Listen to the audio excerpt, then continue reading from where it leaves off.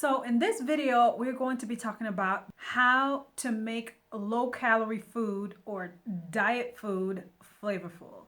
A lot of people, when they think about going on a diet, the thing that sets them back or the thing that just makes them hesitant is the fact that they are thinking, oh my God, I'm going to have to eat all this bland food.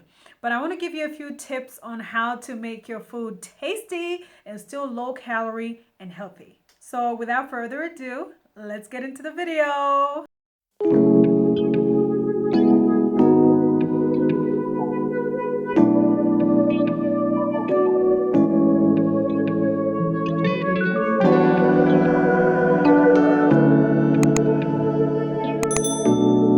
Welcome back. Thank you so much to all my returning subscribers. I appreciate each and every one of you. If you're a first-time visitor, welcome. Remember to take a look around. I have a lot more content for you that you will definitely find helpful.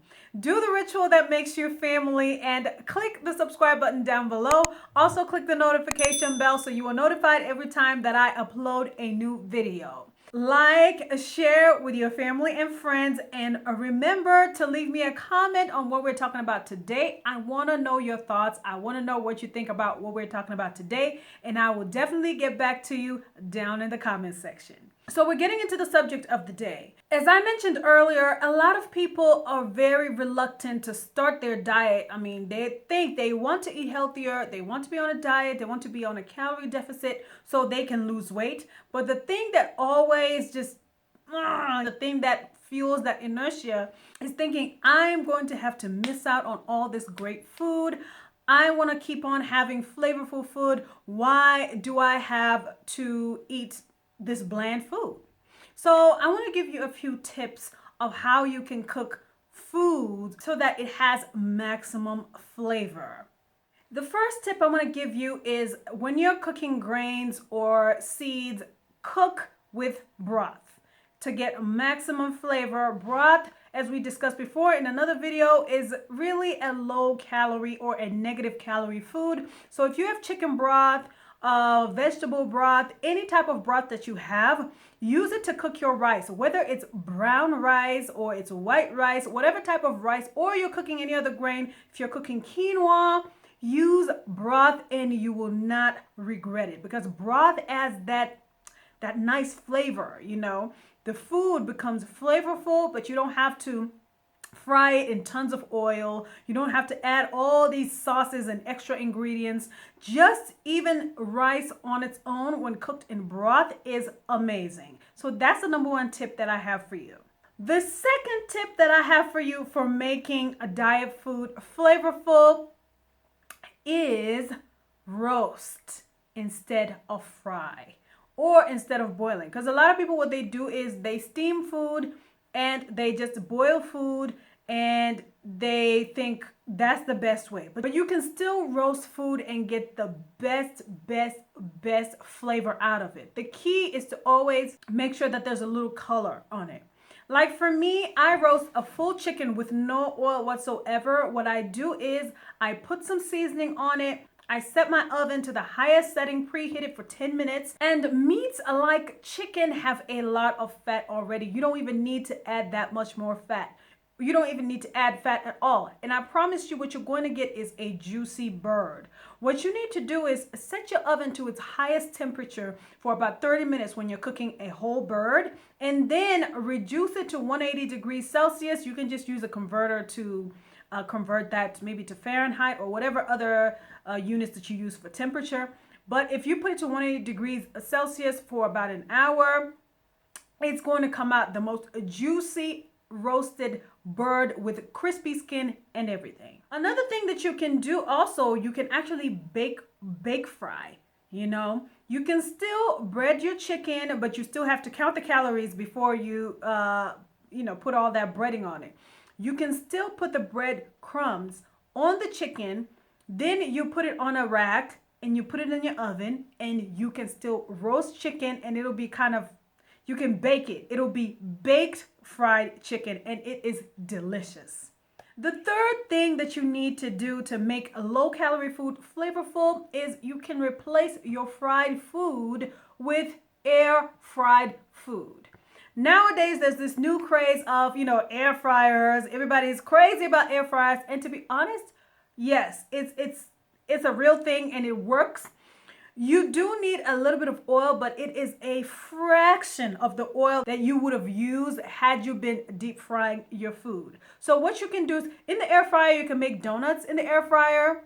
You can roast a turkey, fry a turkey. You can make French fries in an air fryer. Of course, like I said, you need a little bit of oil, but what I noticed is you need just a little bit, like a teaspoon. You can take your brush and brush your chicken before you put it in the air fryer, or brush your potatoes with a little bit of oil, put some seasoning on it, and then put it in the air fryer. Boom, it's going to be amazing.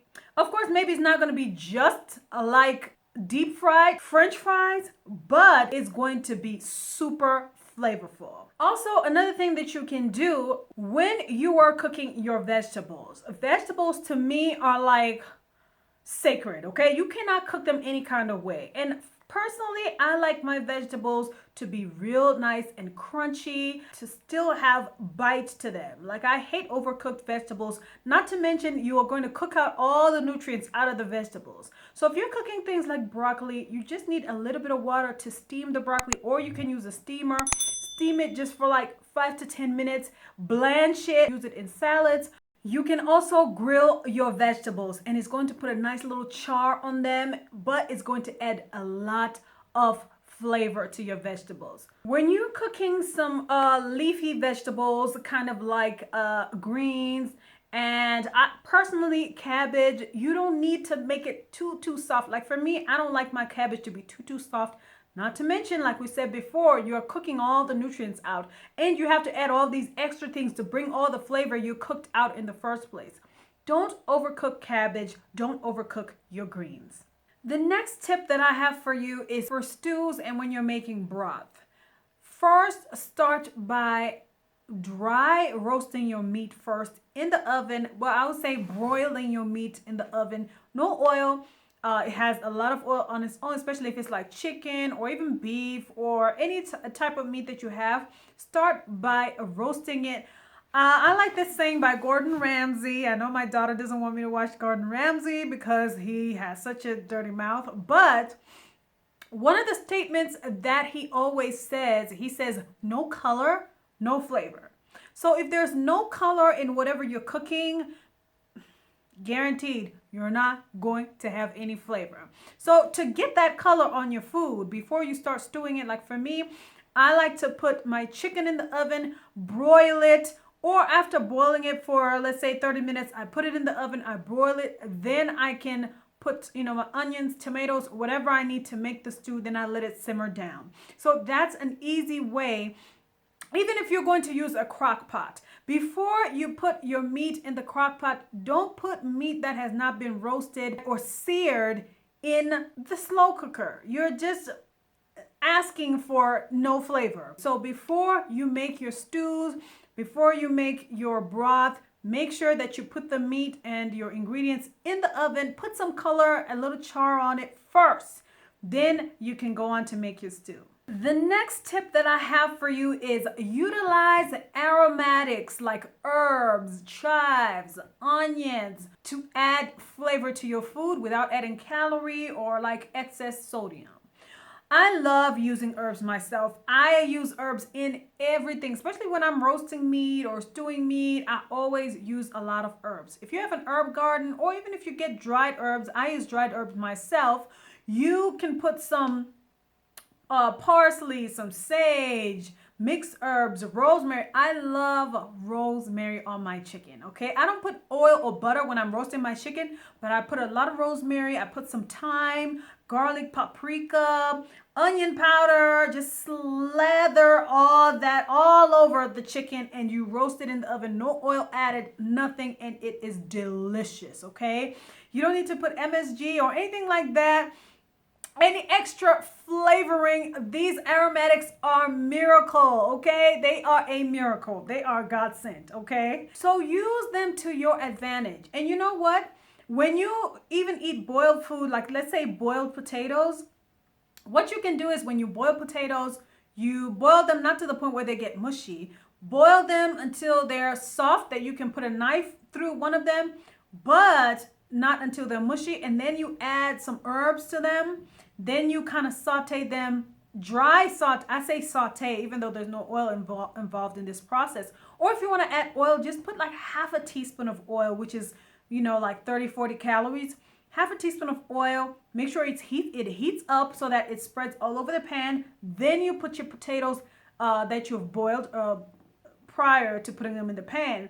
Put the herbs on top.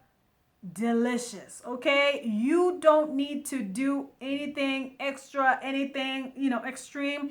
You have just added flavor to your dish.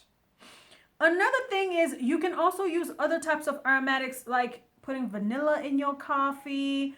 Nowadays they have all, unfortunately not where I live, but nowadays they have all these different types of 0-calorie flavorings for your tea, for your coffee. You can use those so that when you're hungry in between meals, you can still put sweetener in your coffee and then use those flavorings, aromatics, whatever you can, vanilla. You can even put cinnamon in your tea. I love cinnamon tea. Put cinnamon, put lemon in it so that when you're hungry, when you know I still have 2 hours before lunch, what you do is you get your cup of tea, put a 0-calorie sweetener or a low-calorie sweetener, then you put some cinnamon, then you put, some people put cinnamon shavings, cinnamon sticks, then you can also put some lemon in it, and it will just be a good thing that will soothe you and hold you over until your next meal.